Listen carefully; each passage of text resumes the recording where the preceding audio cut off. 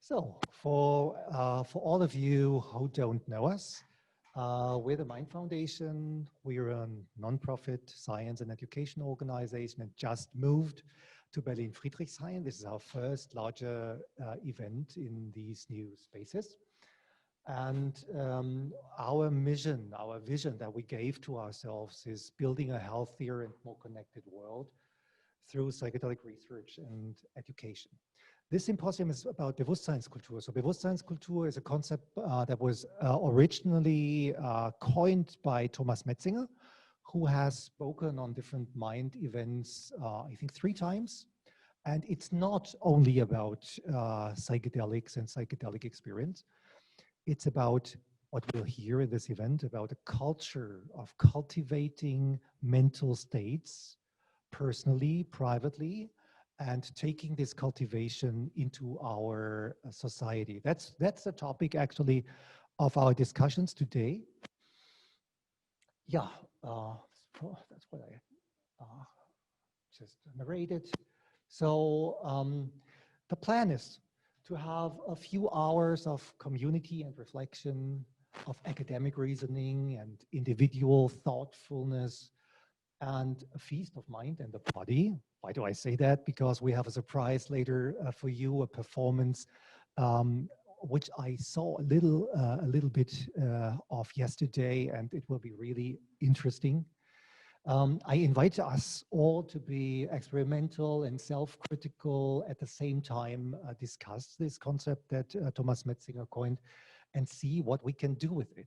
That was actually the idea. It's not a concept that is stable, that has to keep like it is. It's a concept that we as a scientific community and as citizens can develop, and we can do something with it.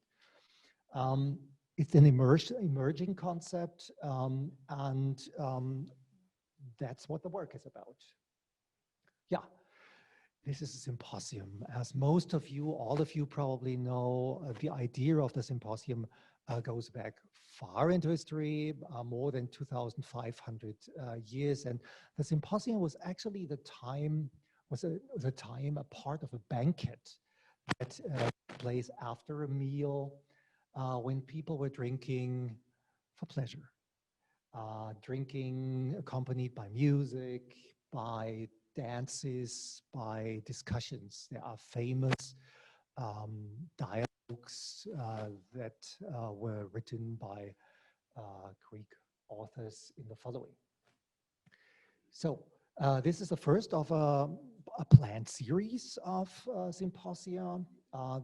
How they will develop, we cannot say yet. They're supposed to happen in the even years between our larger conference Insight.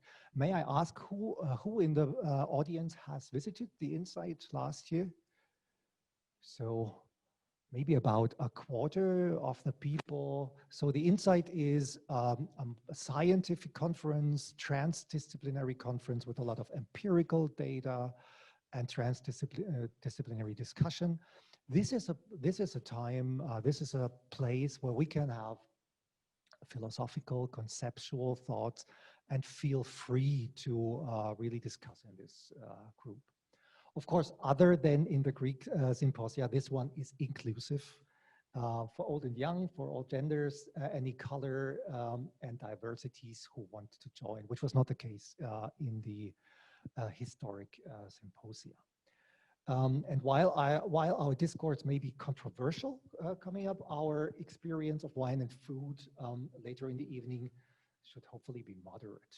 So just for the fun of it, because either you know it or you haven't read it, this is part of a historic document that puts these lines in the mouth of the Greek god Dionysus. I just read it for you because it's funny. So for sensible men, I prepare 3 craters. Craters was a container in which the wine was kept. One is for health, which they drink first. The second is for love and for pleasure. The third is for sleep. After the third, one is drained. Wise men and women go home. Yeah. The fourth grader is not mine anymore. It belongs to bad behavior. The fifth is for shouting, the sixth for rudeness and insults, the seventh is for fights. The eighth grader of wine is for breaking the furniture. Please don't do that. The ninth is for depression. The 10th is for madness and the unconscious. So this is about wine, and there's a historic and scientific dialogue about which kind of wines were drunk at that time, and if it were the wines that we now know. But it provides universal topics in our relationship to psychoactive substances and motivation that people seek experience with such substances.